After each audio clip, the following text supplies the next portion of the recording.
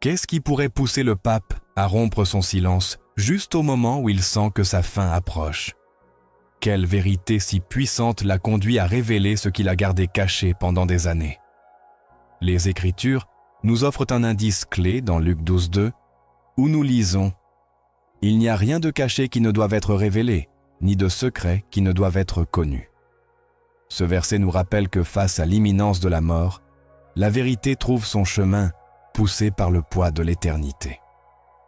Aujourd'hui, nous allons approfondir ce qui a véritablement motivé le pape François à parler et quel est ce secret que beaucoup redoutent, mais qu'il a décidé de partager. Nous révélerons le contenu spirituel et prophétique de ces dernières paroles et comment elles pourraient non seulement altérer la perception du Vatican, mais aussi le cours spirituel de millions de personnes. Es-tu prêt à comprendre ce que Dieu a réservé pour toi à travers cette révélation? Le silence peut-il peser plus lourd qu'une confession? Une vérité gardée peut-elle ronger l'âme d'un homme qui a passé toute sa vie à parler au nom de Dieu? Parfois, lorsque la mort approche, les masques tombent, les mots prennent un poids nouveau et le cœur ne peut plus taire ce qu'il a voulu crier pendant des années.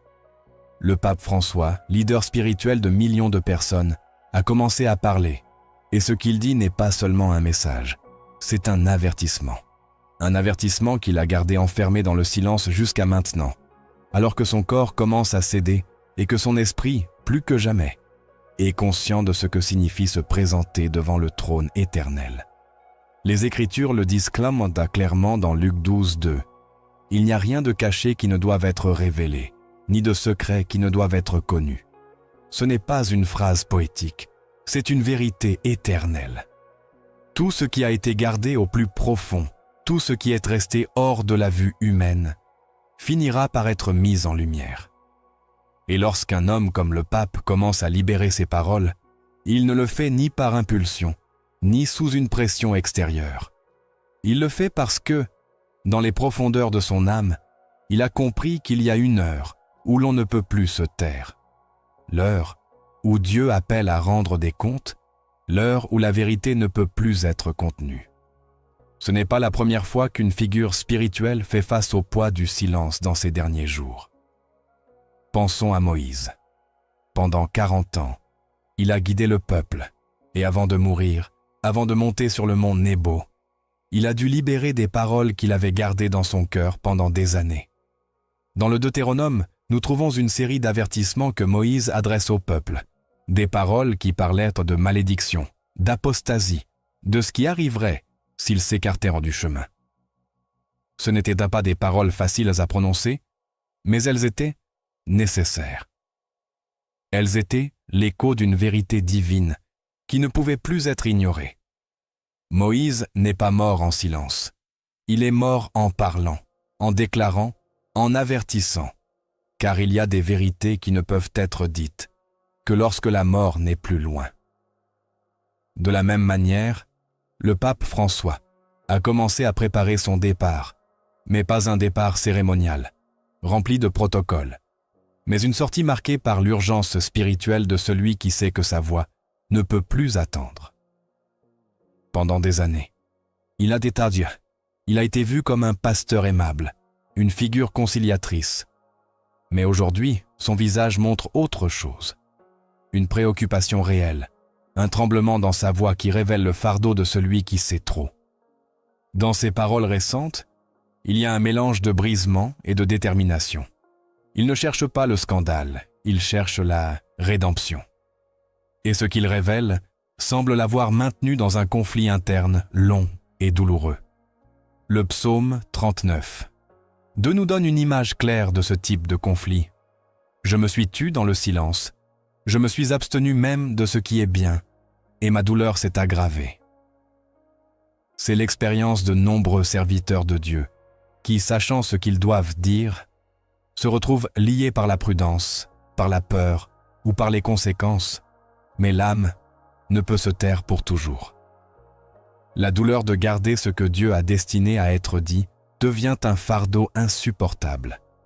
Et lorsque ce silence se brise, ce qui jaillit n'est pas un discours, mais un cri de l'âme. C'est ainsi que résonnent maintenant les paroles du pape. non pas comme un communiqué officiel, mais comme la confession tardive de quelqu'un qui a vu ce que les autres ne voient pas. Que peut-il avoir vu? Que peut-il avoir expérimenté, cet homme qui a été au sommet du pouvoir spirituel sur terre? Nous ne le saurons pas encore entièrement, mais ce qu'il commence à révéler est suffisant pour ébranler la conscience de ceux qui ont vécu, en faisant aveuglément confiance aux structures humaines de la foi. Car ce qu'il insinue n'est pas une simple erreur doctrinale, ni un scandale politique. C'est quelque chose de plus profond. Une corruption spirituelle, une déviation du dessein originel, une trahison de la mission de l'Évangile. Et cela, à n'importe quelle époque, est une raison de trembler.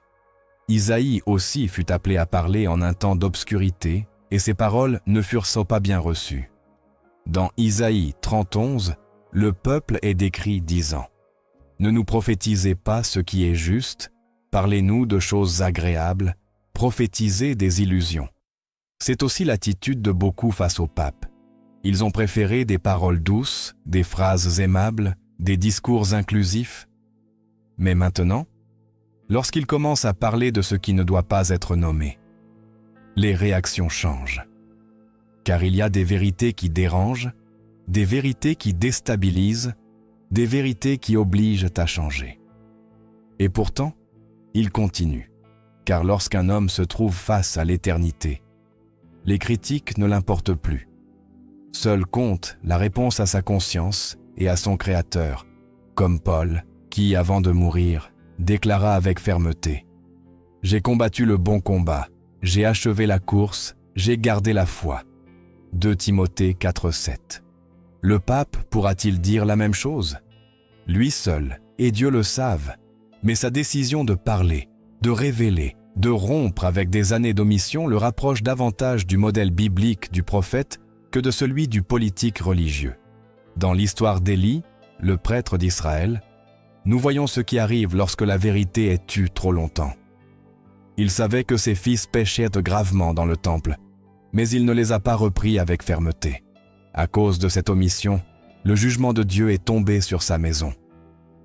Dans 1 Samuel 3:13, il est dit « Je lui montrerai que je jugerai sa maison pour toujours, à cause de l'iniquité qu'il connaît, car ses fils ont blasphémé contre Dieu, et il ne les a pas arrêtés. » Le silence n'est pas neutre, il peut être complicité. Peut-être que le pape, conscient de cela, n'est plus disposé à porter une culpabilité qui ne lui appartient pas entièrement, mais qu'il a tolérée trop longtemps. Les derniers jours de toute vie sont marqués par une clarté que l'on n'a pas dans les années de jeunesse ou de pouvoir. L'esprit s'affine, l'éternité se rapproche, et la vérité commence à peser plus que la réputation. De nombreux saints et martyrs, dans leurs moments finaux, ont prononcé des paroles qui ont ébranlé des générations, non par leur éloquence, mais par leur authenticité. Ils parlèrent depuis une conscience pure ou depuis un repentir sincère, car ils savaient que leur âme allait bientôt être jugée et qu'ils ne voulaient pas partir sans avoir dit ce qu'ils devaient dire. Le pape François semble être à ce point. Il ne cherche ni à se défendre ni à se justifier. Il veut simplement parler. Il veut que la vérité sorte. Et cela est le signe que son âme est dans un processus profond de préparation, non seulement pour quitter le Vatican, mais pour comparaître devant le juge éternel. Romains 14:12 nous rappelle « Ainsi donc, chacun de nous rendra compte à Dieu pour lui-même. » C'est une réalité que beaucoup oublient, mais que tout leader spirituel doit garder à l'esprit. L'autorité humaine n'exempte pas du jugement divin, et quand le moment arrive, tous les titres s'effacent. Il ne reste que l'âme et son histoire devant le trône de Dieu. Ce premier pas du pape, en parlant, n'est que le début. Ce qui viendra ensuite sera encore plus percutant. Mais pour l'instant, l'essentiel est de comprendre que sa décision de rompre le silence n'est pas un acte politique, c'est un acte spirituel. C'est l'écho d'une conscience qui ne peut plus se taire, le reflet d'un cœur qui a vu l'abîme et veut allumer une lumière avant qu'il ne soit trop tard.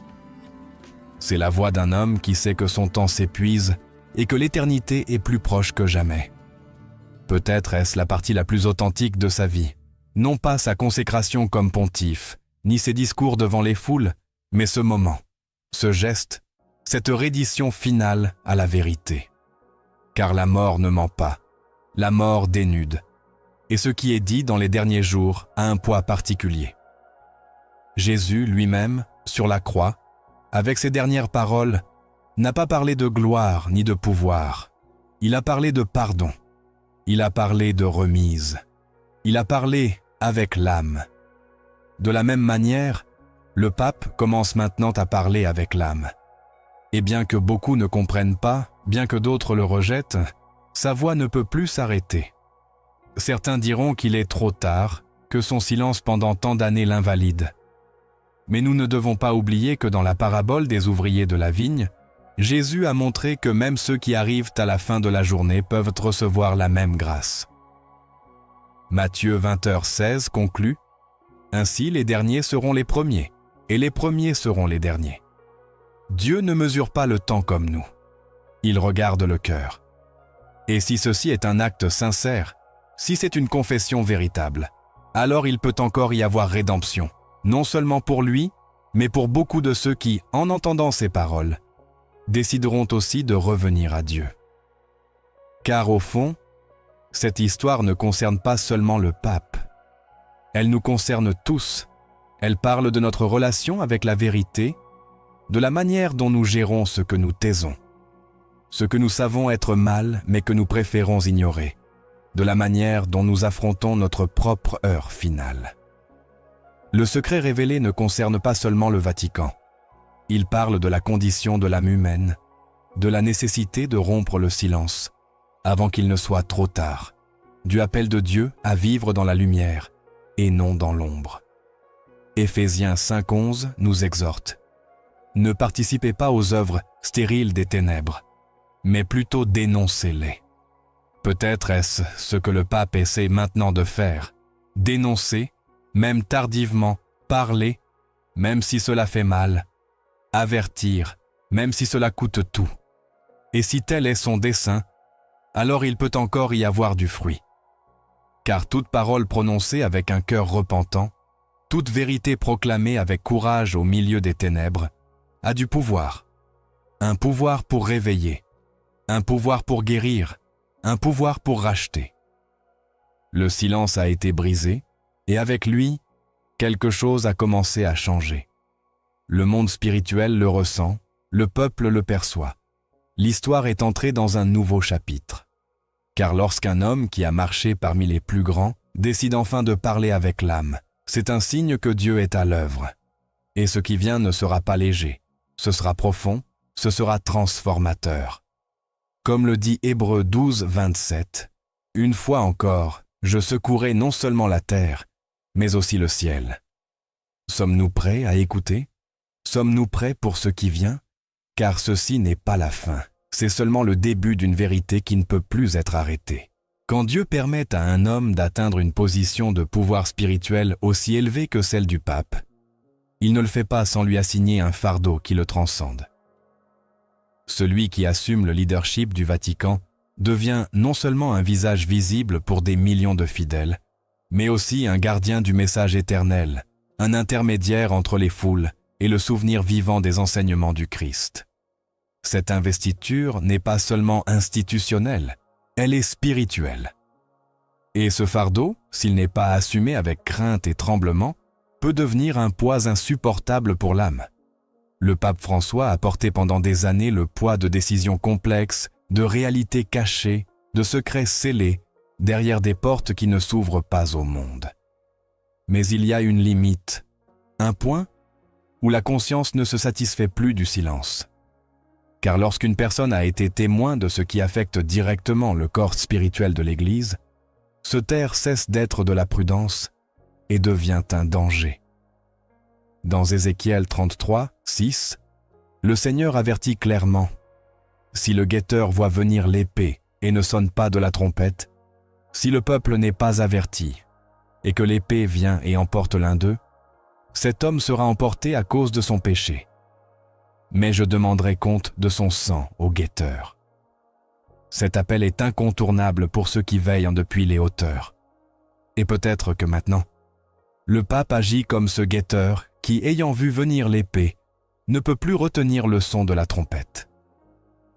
Il n'est pas possible de comprendre le silence du pape sans comprendre d'abord l'ampleur de ce qu'il a vu. Il ne s'agit pas de rumeurs, ni de questions administratives. Il s'agit de révélations spirituelles qui ont ébranlé les fondements mêmes de l'autel. Car lorsque celui qui a la responsabilité de préserver la doctrine perçoit que la vérité est transgressée, le conflit devient une guerre intérieure. L'esprit commence à discerner l'abîme entre l'apparence de sainteté et la réalité spirituelle qui brûle sous la surface. Hébreux 4.13 le déclare sans ambiguïté. Il n'y a rien de créé qui ne soit manifeste en sa présence. Au contraire, tout est nu et découvert aux yeux de celui à qui nous devons rendre compte. C'est le regard qui pèse sur l'âme d'un leader lorsqu'il sait qu'il est observé, non par le monde, mais par le Dieu vivant.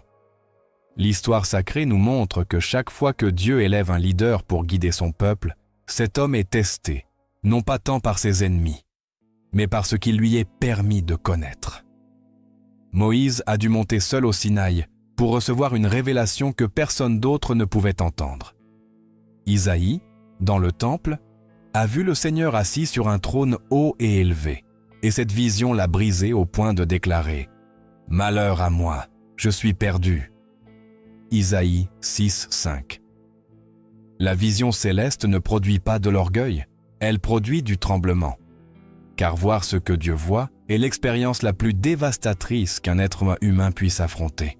Et lorsqu'un pape commence à percevoir le contraste entre la gloire de Dieu et la corruption du système religieux qu'il représente, il n'a d'autre choix que de parler. La charge du leadership spirituel n'est pas un privilège, c'est un sacrifice. C'est le prix de devoir voir ce que les autres ne veulent pas voir. C'est comprendre que l'ennemi n'est pas toujours à l'extérieur, mais qu'il se déguise souvent à l'intérieur, comme le prévient 2 Corinthiens 11.14. Et ce n'est pas étonnant, car Satan lui-même se déguise en ange de lumière. C'est la tension sous laquelle le pape a vécu. Il sait que l'institution qu'il représente a été, à des moments clés de l'histoire, un reflet de la volonté de Dieu. Mais il sait aussi que cette même institution a été infiltrée par des intérêts contraires au royaume. Il a dû observer de près comment des doctrines étrangères s'introduisent lentement, comment la peur du scandale fait taire la justice, comment l'acceptation du monde se recherche au détriment de la vérité de l'Évangile. Et cette vision spirituelle n'est pas optionnelle, elle fait partie de l'appel. Car le leadership au sein du corps du Christ implique non seulement de gérer le visible, mais aussi de discerner l'invisible. Dans Hébreux 13.17, cette responsabilité est décrite avec une gravité implacable. Il veille sur vos âmes, comme devant rendre compte. Cette reddition de compte ne se limite pas aux actes extérieurs. Elle inclut aussi ce qui a été permis, ce qui a été ignoré, ce qui a été toléré, alors qu'il aurait dû être confronté. Et lorsque cette charge devient insupportable, aucun pouvoir humain ne peut contenir le besoin de confesser, d'avertir, de mettre en évidence ce qui menace l'intégrité de la foi. Pendant des décennies, l'Église a marché sur une ligne fine entre préserver sa structure et maintenir sa sainteté. Mais maintenant, cette tension semble avoir atteint un point critique. Le pape, au bord de son départ, commence à se libérer des chaînes qui le maintenaient contenu. Il ne parle plus comme un diplomate. Il ne choisit plus des mots prudents. Maintenant, ses expressions ont un autre ton. Un ton d'urgence, de poids éternel. Car ce qui est en jeu n'est pas l'image d'une institution, mais l'âme de millions. Et lorsque la vérité est compromise, le silence devient trahison. L'apôtre Pierre a écrit clairement sur les faux docteurs qui s'introduiraient pas secrètement parmi le peuple, apportant des hérésies destructrices. Dans 2 Pierre 2.1, nous lisons « Mais il y a eu aussi de faux prophètes parmi le peuple, comme il y aura parmi vous de faux docteurs qui introduiront secrètement des hérésies destructrices, allant jusqu'à renier le Seigneur qui les a rachetés, attirant sur eux une destruction rapide. » Cette prophétie n'était pas dirigée vers le monde séculier, mais vers la communauté de foi. C'était un avertissement interne, un rappel que l'ennemi ne vient pas toujours de l'extérieur. Et peut-être est-ce ce que le pape a compris, que la véritable bataille spirituelle n'est pas contre ceux qui le critiquent de l'extérieur, mais contre ce qui a grandi silencieusement à l'intérieur. Le conflit intérieur de celui qui guide spirituellement les autres est une lutte que beaucoup ne comprennent pas. C'est une charge qu'on ne peut pas partager facilement, car elle implique des secrets d'âme, des révélations célestes, des visions spirituelles qui exigent une réponse sainte. Le prophète Amos a exprimé cette vérité dans une déclaration simple mais puissante. Le Seigneur, l'Éternel, ne fait rien sans révéler son secret à ses serviteurs, les prophètes. Si le lion rugit, qui ne craindra? Si l'Éternel, le Seigneur, parle, qui ne prophétisera? Amos 3, 7-8. Lorsque Dieu parle, celui qui a été choisi n'a pas le choix. Il doit parler, il doit prophétiser, même si cela le chasse des salons du pouvoir, même si cela le marginalise des structures qui l'ont autrefois accueilli. Car la voix de Dieu pèse plus que le prestige. C'est la charge du leadership spirituel, un appel à voir, à discerner et à parler, même lorsque personne ne veut écouter. Jérémie a vécu cela de manière aiguë. Il souhaitait se taire, il s'efforçait de se taire, mais dans Jérémie 22:9, il dit « Je ne ferai plus mention de lui, je ne parlerai plus en son nom. Mais il y avait dans mon cœur comme un feu ardent enfermé dans mes os. Je m'efforçais de le retenir, et je n'ai pas pu. » C'est l'expérience du prophète qui a vu trop pour rester silencieux. Et le pape semble maintenant avoir atteint ce point où ce qu'il a vu à l'intérieur de la structure qu'il a dirigée pendant des années brûle comme un feu dans ses os. On ne peut porter la gloire de Dieu et tolérer en même temps l'obscurité. L'Esprit Saint ne cohabite pas avec l'erreur sans élever une voix d'avertissement. Et lorsque cette voix est réprimée, le jugement commence dans la maison de Dieu, comme le déclare 1 Pierre 4,17. Car le temps est venu, où le jugement doit commencer par la maison de Dieu. 7. Déclaration n'est pas un jugement externe, c'est une purification interne, une confrontation divine avec tout ce qui s'est déguisé en sainteté sans en avoir l'essence. La charge du pape n'est pas seulement institutionnelle, elle est spirituelle. Il a été témoin que quelque chose ne va pas, non pas dans la doctrine originelle de l'Évangile, mais dans la manière dont cette doctrine a été manipulée, cachée, transformée. Il a vu comment la vérité a été remplacée par des discours politiques, comment la croix a été remplacée par des symboles humains, comment l'appel au repentir a été dilué dans des messages d'acceptation sans conversion. Et son esprit ne peut plus supporter cette contradiction. C'est pourquoi il parle maintenant. C'est pourquoi il commence à libérer ce qu'il a gardé. Car ce n'est pas le scandale qui le motive, mais la crainte de Dieu, la conscience qu'il est sur le point de se présenter devant celui qui voit tout, celui qui juge non seulement les œuvres, mais aussi les intentions. Et s'il a été témoin de ce qui déshonore le Christ, il sait que son silence le rendrait complice. L'appel qu'il a reçu n'était pas pour protéger une image, mais pour être fidèle à l'Évangile. Et bien que ces paroles semblent maintenant tardives, dans le royaume de Dieu, le temps ne se mesure pas comme sur la terre. L'important n'est pas quand on parle, mais qu'on parle, qu'on libère la vérité, qu'on accomplisse le devoir d'avertir, de signaler, de dire ce que personne d'autre ne veut dire. C'est l'heure où le véritable leadership se manifeste, non pas dans l'élégance des discours, mais dans le feu de la conscience, non pas dans la diplomatie des gestes, mais dans la fidélité à la parole. Car Dieu ne cherche pas des hommes admirés, il cherche des serviteurs fidèles. Et si maintenant le pape a décidé de parler depuis cet endroit, alors il y a un dessein divin derrière chaque mot. Un appel urgent à retourner à la vérité, à discerner les temps, à se préparer pour ce qui vient. Et ce qui vient sera grand. Lorsqu'un avertissement est à prononcer depuis les hauteurs du pouvoir spirituel, il n'est pas reçu comme un simple message. Il est perçu comme un tremblement dans la structure invisible qui soutient la foi and millions. Et lorsque cet avertissement provient de quelqu'un qui est resté silencieux pendant des années, son impact est démultiplié. Le pape a parlé, non pas depuis le confort d'une analyse théologique, mais depuis l'urgence que suscite la proximité de la mort et la pression d'une vérité qui brûle pour sortir. Et ce qui commence à se révéler n'est pas seulement un message dur, c'est un secret, une connaissance profonde qui est restée cachée et qui, en venant à la lumière, ne se contente pas d'exposer des faits, mais dévoile des intentions. Car il y a des paroles qui ne se contentent pas d'informer, elles confrontent, elles secouent, elles réveillent. L'apôtre Paul l'a expliqué clairement lorsqu'il a écrit aux Thessaloniciens au sujet du mystère de l'iniquité. Dans 2 Thessaloniciens 2,7, il affirmait « Car le mystère de l'iniquité est déjà à l'œuvre. Il faut seulement que celui qui le retient maintenant soit écarté. » Cette affirmation révèle que des forces spirituelles opèrent silencieusement au sein de structures visibles. Ce n'est pas quelque chose de nouveau.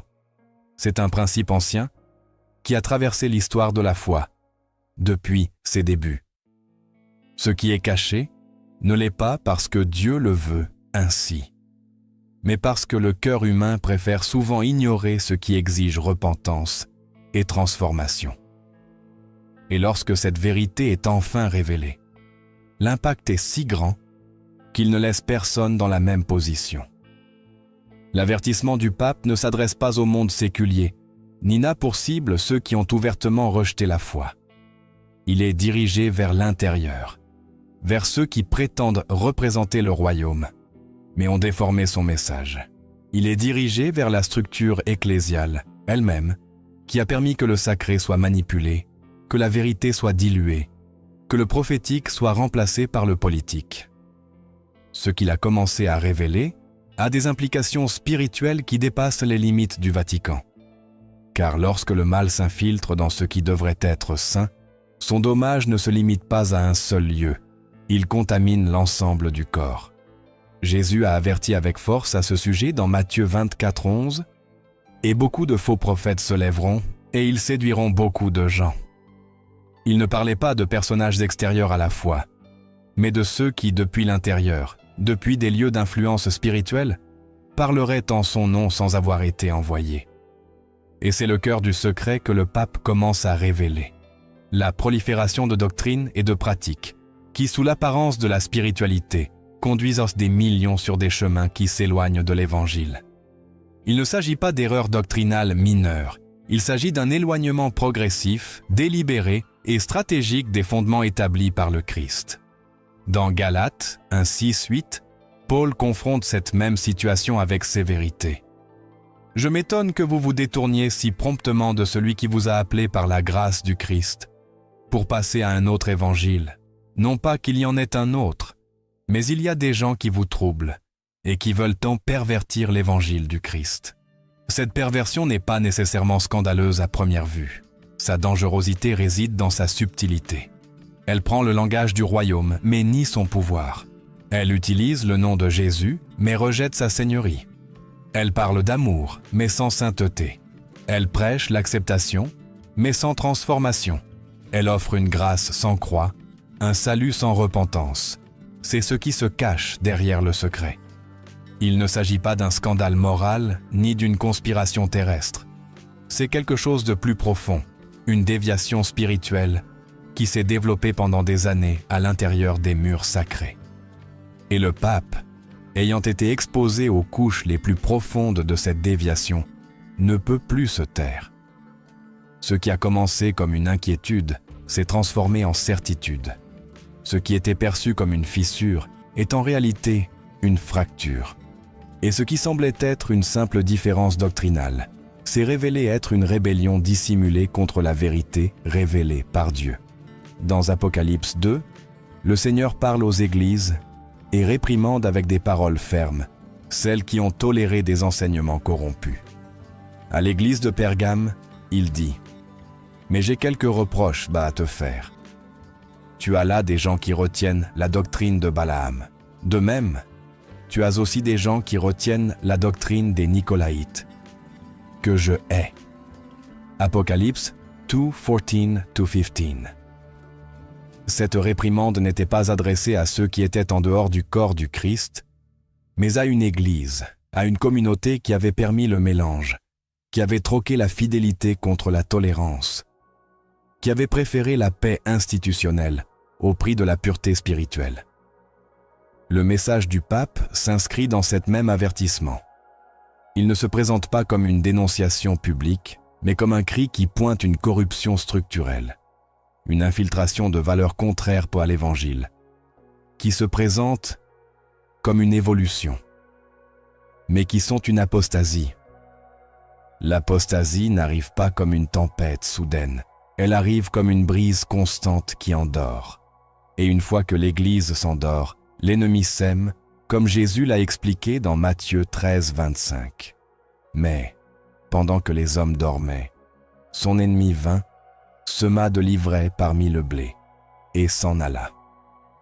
C'est le moment que le pape semble avoir discerné, le temps où l'ivraie a poussé au point d'étouffer le blé, le moment où l'ennemi n'opère plus depuis l'extérieur, mais depuis l'intérieur. Et en étant témoin de cela, sa conscience a été pressée. Car tout leader qui voit l'erreur et ne la dénonce pas participe à ses conséquences, comme le Seigneur l'a dit dans Ézéchiel 3, 18. « Quand je dirai au méchant, tu mourras certainement. Si tu ne l'avertis pas, le méchant mourra dans son iniquité, mais je redemanderai son sang de ta main. » Cette responsabilité pèse plus que n'importe quel titre ou position. Le secret qui commence à se révéler n'est pas un fait isolé, c'est la manifestation d'une étape prophétique, un accomplissement progressif de ce qui a été annoncé dans 1 Timothée 4.1. Mais l'Esprit dit expressément que, dans les derniers temps, certains abandonneront la foi, s'attachant à des esprits séducteurs et à des doctrines de démons. La gravité de cette affirmation ne peut être minimisée. Ce qui est en jeu, c'est la pureté du message, l'âme de l'Église, la fidélité à celui qui est mort pour établir un royaume qui n'est pas de ce monde. Quand le pape commence à parler depuis ce lieu de révélation, il n'agit pas comme un politique, ni même comme un administrateur. Il parle comme quelqu'un qui a été confronté à la sainteté de Dieu. Car lorsqu'on a été trop longtemps en contact avec la simulation, avec le système, avec les compromis humains, et qu'on est soudain atteint par la vérité de l'esprit, tout change. Le besoin de parler devient inévitable, et le message cesse de chercher à plaire. Il cherche à avertir, à réveiller, à secouer. Le prophète Daniel a été témoin de visions qui l'ont laissé sans force, car ce qu'il a contemplé n'était pas seulement un futur lointain, mais une révélation spirituelle qui transcendait le temps. Dans Daniel 8, 27, il dit « Et moi, Daniel, je fus brisé et malade pendant plusieurs jours. Puis, quand je me rétablis, je m'occupais des affaires du roi, mais j'étais épouvanté à cause de la vision, et je ne la comprenais pas. » C'est l'effet d'une révélation authentique. Elle ne se prend pas à la légère. Elle ne se transforme pas en outil de contrôle.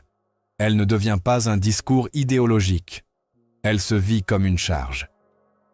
Et cette charge est maintenant visible dans chaque mot que le pape prononce, avec une voix tremblante mais résolue. Ce moment marque un point d'inflexion, car ce qui a été révélé ne peut être ignoré. Il ne s'agit pas seulement d'entendre, mais de discerner, d'examiner si ce qui a été toléré pendant des années est réellement aligné sur la parole, de se demander si ce qui a été célébré comme une ouverture n'a pas été en réalité une renonciation à l'appel originel. Dans Isaïe 5.20, il est décrit l'inversion des valeurs qui se produit lorsque le peuple s'éloigne de Dieu. Malheur à ceux qui appellent le mal bien et le bien mal, qui changent la lumière en ténèbres et les ténèbres en lumière. C'est le langage spirituel de l'apostasie, le langage qui s'est infiltré sous le déguisement de la modernisation, de l'inclusion et du progrès. Mais l'Évangile n'a pas besoin d'adaptation. Il a besoin de proclamation. Son pouvoir ne réside pas dans sa capacité à être accepté par tous, mais dans sa fidélité à la vérité. Et ce message a été sapé, déformé, réduit au silence. Le secret que le pape commence à exposer pointe précisément cela. La perte de la vérité comme centre, la substitution de la parole par le consensus, la renonciation au repentir pour une fausse paix. Cet avertissement ne cherche pas à scandaliser, il cherche à purifier. Il n'a pas pour but de détruire l'Église, mais de la ramener à son fondement, d'examiner ce qui a été cru, d'aligner chaque structure, chaque enseignement, chaque pratique sur la parole vivante de Dieu. Car tout ce qui n'a pas été planté par le Père sera déraciné. La voix du pape, maintenant libérée de la peur, n'est pas une voix solitaire. C'est l'écho d'un avertissement qui vient du ciel, une voix qui appelle à se réveiller, à discerner, à revenir à l'autel avec une crainte révérentielle. Le secret ne peut plus rester caché. La vérité a commencé à sortir, et avec elle s'ouvre la porte à un nouveau temps. Un temps de purification, un temps de définition, un temps où le jugement commence par la maison de Dieu. Quand quelqu'un qui a été si proche du cœur du système commence à parler, il ne le fait pas depuis la spéculation, il le fait depuis le discernement. Ce n'est pas une simple analyse de ce qui est visible, c'est l'interprétation de l'invisible. Le pape a rompu son silence, non pas sous la pression, non pas par faiblesse, mais parce qu'il a capté quelque chose qui va au-delà de l'humain. Il y a des moments où les signes ne peuvent plus être ignorés, des moments où l'âme, dans sa dernière étape sur la terre, commence à percevoir l'urgence du ciel. Et dans ce croisement de dimensions, naît le véritable discernement spirituel. Les Écritures enseignent que ceux qui sont en communion avec Dieu peuvent percevoir les temps avec une clarté qui échappe aux sages du monde. Dans les premières Chroniques 12:32, il est parlé des fils d'Issachar, qui comprenèrent les temps et savaient ce qu'Israël devait faire. Ils n'étaient pas des prophètes au sens traditionnel, mais ils avaient une vision affinée par l'Esprit. Et c'est ce que le pape commence à refléter dans ses paroles récentes. Non pas une prophétie explicite, mais une lecture spirituelle précise de ce qui se passe. Il y a une sensibilité qui s'active lorsque les événements commencent à s'aligner sur ce que la parole avait déjà annoncé. Ce n'est pas une interprétation forcée, c'est plutôt une syntonisation avec la volonté de Dieu qui permet de voir, non pas avec les yeux du corps, mais avec les yeux de l'esprit. Ce que le pape semble avoir compris, c'est que les signes ne sont pas à venir. Ils sont déjà parmi nous. Et le discernement qui lui a été accordé ne le pousse pas à la peur, mais à la nécessité urgente de parler. Jésus a sévèrement réprimandé les chefs religieux de son temps, parce qu'ils savaient interpréter le climat, mais ne savaient pas discerner le temps spirituel dans lequel ils vivaient. Dans Matthieu 16:3, il leur dit « Vous savez discerner l'aspect du ciel, et vous ne pouvez discerner les signes des temps. » Cette cécité spirituelle a conduit toute une génération à rejeter le Messie, et c'est cette même cécité qui menace de se répéter en ce temps si une voix ne s'élève pas pour avertir. Le silence du pape s'est brisé précisément parce qu'il a compris que cette voix doit retentir maintenant, pas plus tard, pas dans un autre pontificat, pas dans une autre génération, maintenant. Les signes qui l'ont poussé à parler ne sont pas le fruit de l'imagination. Ce sont des faits palpables qui, lorsqu'ils sont interprétés spirituellement, acquièrent un poids prophétique. L'augmentation globale de la confusion doctrinale, l'inversion des valeurs morales, la normalisation croissante du péché au sein des structures religieuses et la perte de la crainte de Dieu ne sont pas de simples symptômes sociaux. Ce sont des signes clairs que les temps s'accélèrent. Jésus a dit dans Matthieu 24:12, « À cause de l'accroissement de l'iniquité, l'amour du plus grand nombre se refroidira. » Ce refroidissement n'est pas une conséquence culturelle, c'est une évidence spirituelle. Et ce refroidissement a commencé à l'intérieur. Le discernement requis de celui qui guide spirituellement des millions ne se limite pas à observer les nouvelles. Il faut observer l'âme collective, sentir le pouls spirituel des nations, voir au-delà de ce qui semble être une croissance et détecter ce qui se passe véritablement à la racine. Car il y a des expansions religieuses qui sont en réalité des déviations doctrinales. Il y a des mouvements qui semblent spirituels, mais qui sont imprégnés de confusion. Et si cette distorsion n'est pas confrontée, Elle finit par entraîner même les élus, comme Jésus l'a averti dans Matthieu 24, 24. Car de faux Christ et de faux prophètes se lèveront, et ils feront de grands signes et des prodiges, au point de séduire, s'il était possible, même les élus. Cette réalité n'est pas une menace future, c'est une crise présente, et le pape le sait.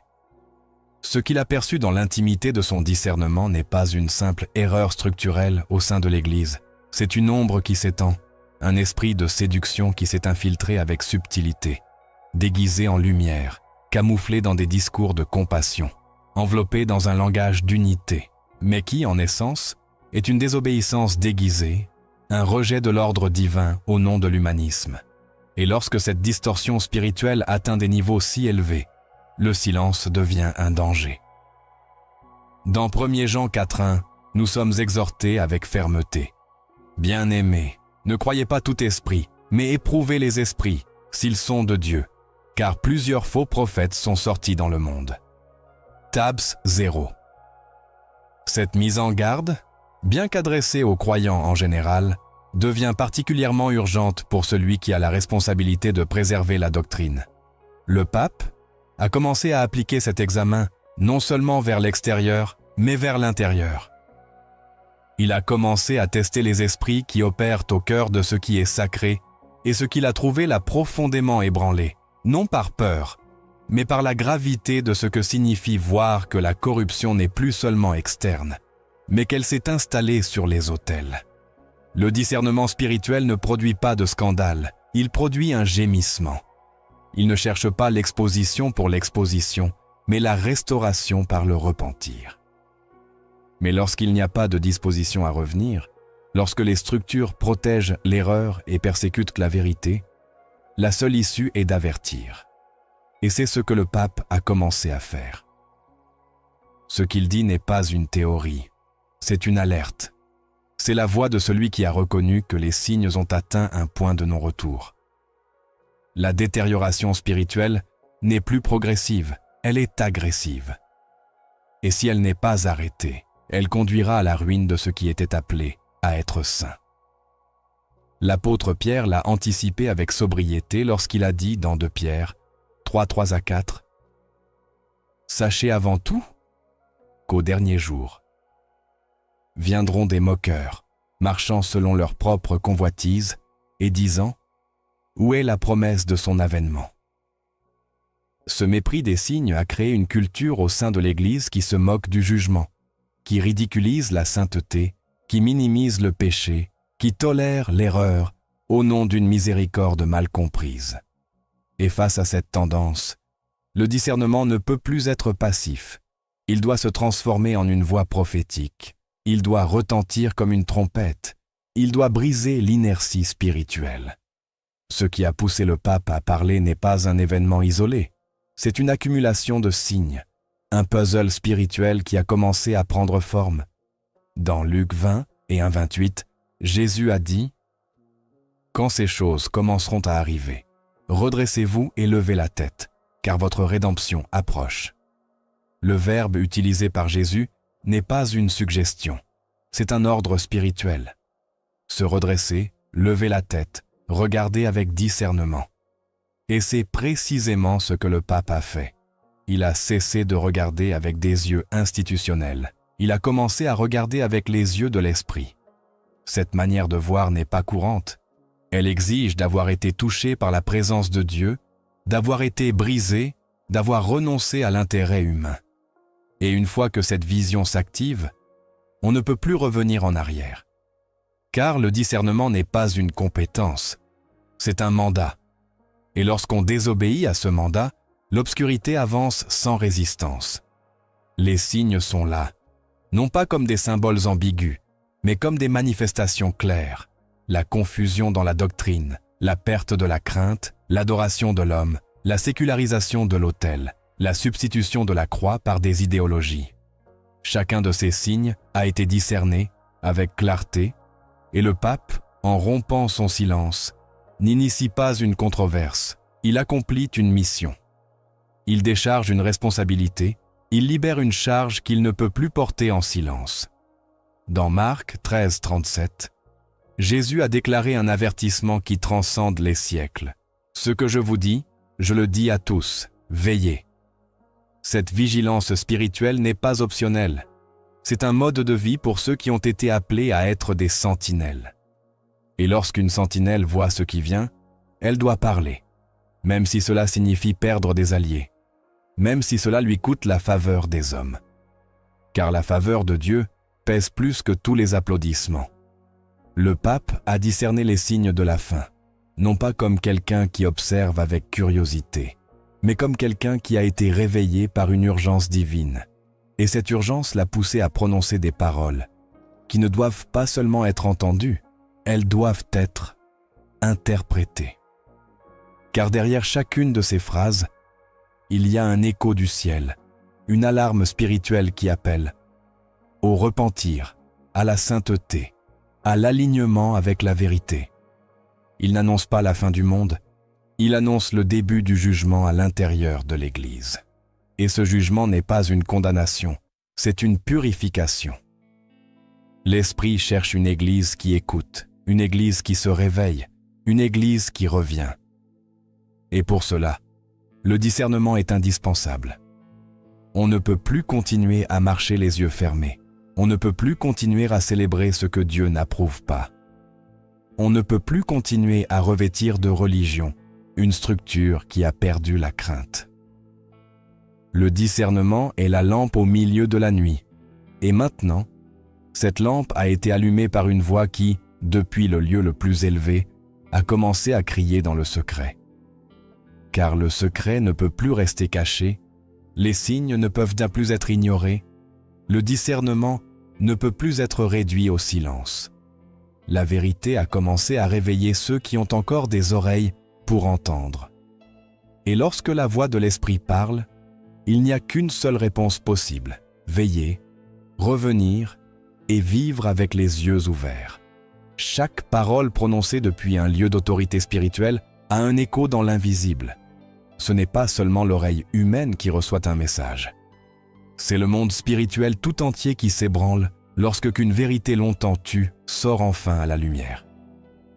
Le silence du pape, en se brisant, n'a pas seulement provoqué des réactions humaines, il a déclenché des mouvements dans des sphères qui ne peuvent être vues, mais qui sont plus réelles que les structures terrestres. Car lorsque la vérité est libérée au nom de Dieu, une bataille s'active. Pas une dispute intellectuelle, ni une crise médiatique, mais une guerre spirituelle avec des répercussions éternelles. Dans le royaume de l'esprit, le silence est une porte. Tant qu'elle reste fermée, les principautés agissent sans opposition. Les tromperies se renforcent, les ténèbres s'étendent. Mais lorsque quelqu'un qui a été témoin et qui détient une connaissance sacrée décide de parler, la porte s'ouvre et ce qui était caché commence à perdre son pouvoir. Éphésiens 6, 12 nous rappelle « Car nous n'avons pas à lutter contre la chair et le sang, mais contre les principautés, contre les puissances, contre les dominateurs des ténèbres de ce siècle, contre les esprits méchants dans les lieux célestes. » Cette lutte ne se gagne pas avec des discours préparés, ni avec des stratégies humaines. Elle se gagne avec l'obéissance, avec la vérité, avec la lumière qui expose les œuvres des ténèbres. Le pape n'a pas seulement parlé depuis une conscience individuelle, il a touché des structures qui sont restées incontestées pendant des décennies. Et ce faisant, il a provoqué des réponses qui ne viennent pas uniquement du désaccord humain, mais de la résistance spirituelle. Car les ténèbres s'agitent toujours lorsque la lumière entre. Ce qui se passe maintenant est un reflet de cela. Un bouleversement qui ne peut être expliqué en termes sociaux, car ce qui a été activé transcende le terrestre. C'est le ciel et l'enfer qui reconnaissent que quelque chose a changé. Lorsque Jésus est entré dans la synagogue de Capernaum, l'esprit impur qui possédait un homme n'a pas pu rester silencieux. Dans Marc 1er 24, il a crié « Qu'y a-t-il entre nous et toi, Jésus de Nazareth ? Es-tu venu pour nous détruire ? Je sais qui tu es, le Saint de Dieu. » L'Esprit n'a pas réagi à la présence d'un rabbin de plus. Il a réagi au pouvoir qui confronte. De la même manière, les structures spirituelles qui se cachent derrière des systèmes apparemment pieux ne réagissent que lorsque la vérité perce leur défense. La rupture du silence du pape a fait cela. Elle a perforé la barrière de la tromperie institutionnalisée. Et maintenant, les forces cachées réagissent. Ces réactions ne sont pas toujours visibles. Parfois, elles se manifestent sous forme de chaos, de division, de confusion soudaine. Parfois, elles se déguisent en contradiction ou s'expriment comme une opposition masquée sous des préoccupations théologiques. Mais au fond, leur origine est spirituelle, car ce qui fonctionnait dans l'ombre n'a plus le même contrôle. L'environnement a changé, l'atmosphère spirituelle a été bouleversée, et cela a des conséquences. L'apôtre Paul a vécu cette dynamique de son vivant. Lorsqu'il prêchait à Éphèse, Acte 19 raconte comment la prédication de l'Évangile a provoqué un tumulte dans toute la ville, non pas parce que les gens comprenaient chaque mot, mais parce que les puissances derrière l'idolâtrie se sentaient menacées. Lorsque la vérité avance, les ténèbres reculent, mais pas sans résistance. La vérité ne laisse pas les choses inchangées, elle remue, elle déstabilise, elle purifie. Et c'est le moment où se trouve maintenant l'Église, face à la réaction de tout ce qui avait appris à opérer sous le confort du silence. Ce qui s'est produit depuis que le pape a commencé à parler n'est pas une simple série de controverses, c'est un signe que le spirituel s'est réveillé. Car les structures ne tremblent pas lorsqu'on présente des opinions, elles tremblent lorsqu'on allume la lumière. Et c'est ce qui se passe. La lumière a commencé à se manifester. Et dans sa clarté, elle révèle non seulement ce qui est mal, mais aussi ceux qui s'opposent à la correction. Tous ne sont pas prêts à ce que ce qui est caché soit exposé. Tous ne célèbrent pas la vérité, lorsqu'elle exige purification, repentance et réforme profonde. Dans 2 Corinthiens 10, 4 à 5, il est déclaré « Car les armes de notre combat ne sont pas charnelles, mais puissantes en Dieu, pour renverser des forteresses. Nous renversons les raisonnements et toute hauteur qui s'élève contre la connaissance de Dieu. » Ce qui est renversé maintenant, ce ne sont pas seulement des idées, mais des forts termes forteresses, des mentalités institutionnalisées, des attitudes justifiées depuis les hauteurs. Et ces forteresses, lorsqu'elles sont confrontées, se défendent non pas en silence, mais avec tout ce qu'elles peuvent, car l'ennemi sait que son temps est court. Et quand le temps se raccourcit, sa fureur s'intensifie. Le livre de l'Apocalypse décrit avec force cette étape d'agitation spirituelle. Dans Apocalypse 12:12, il est averti « Malheur aux habitants de la terre et de la mer, car le diable est descendu vers vous avec une grande colère, sachant qu'il a peu de temps. Cette colère ne se manifeste pas seulement dans la persécution du monde envers les croyants, elle s'exprime aussi dans l'agitation interne au sein du corps. Lorsque l'ennemi tente de diviser, de confondre, de discréditer, de détourner. Chaque fois qu'une vérité expose un mensonge enraciné, une bataille commence. Et cette bataille a maintenant été activée. Mais il ne faut pas craindre, car le même esprit qui élève la vérité la soutient. Le même Dieu qui inspire la parole prophétique la protège. Et bien que les ténèbres s'agitent, elles ne prévaudront pas, car la promesse du Christ demeure. Je bâtirai mon Église, et les portes du séjour des morts ne prévaudront point contre elle. Matthieu 16:18. Cette promesse n'élimine pas la lutte, mais elle garantit la victoire. Et celui qui a parlé maintenant l'a fait, non pas par stratégie humaine, mais par obéissance divine. La réaction du monde spirituel ne fait que confirmer que la vérité a touché une corde sensible, que ce qui semblait endormi attendait en réalité le moment d'être réveillé.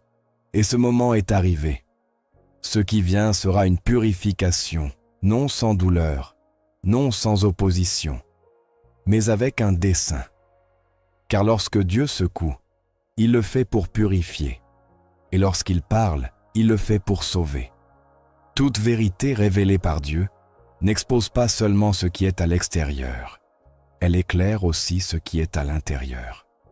Chaque parole qui est libérée depuis les hauteurs n'arrive pas uniquement pour dénoncer des structures, mais pour confronter des cœurs. Et lorsqu'une figure comme le pape rompt son silence, ce qui est mis à nu n'est pas seulement l'état spirituel de l'Église, mais aussi celui de chacun de nous. Car ce qui est révélé depuis les hauteurs est toujours un miroir, non pas un spectacle à observer de loin, mais une invitation urgente à examiner l'âme. Le secret qui a commencé à sortir à la lumière n'a de sens que s'il suscite une transformation. Il n'a pas été révélé pour générer de la curiosité, mais pour provoquer un tournant intérieur. Chaque affirmation, chaque signe perçu, chaque avertissement lancé au monde spirituel pointe, en fin de compte, vers une seule direction: ramener le cœur au Seigneur. Et ce retour ne commence pas dans les grands conciles, ni dans les chairs visibles. Il commence dans l'intimité, là où la conscience ne peut plus se cacher derrière des apparences ou des excuses.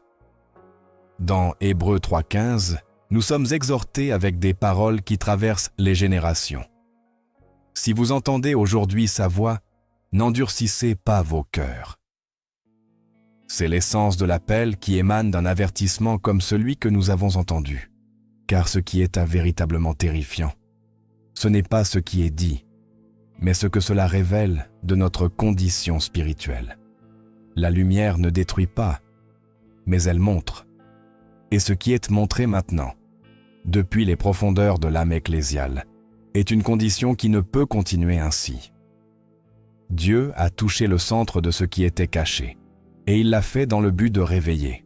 Lorsque Jésus a parlé aux églises dans le livre de l'Apocalypse, ses paroles étaient directes, spécifiques et profondément spirituelles.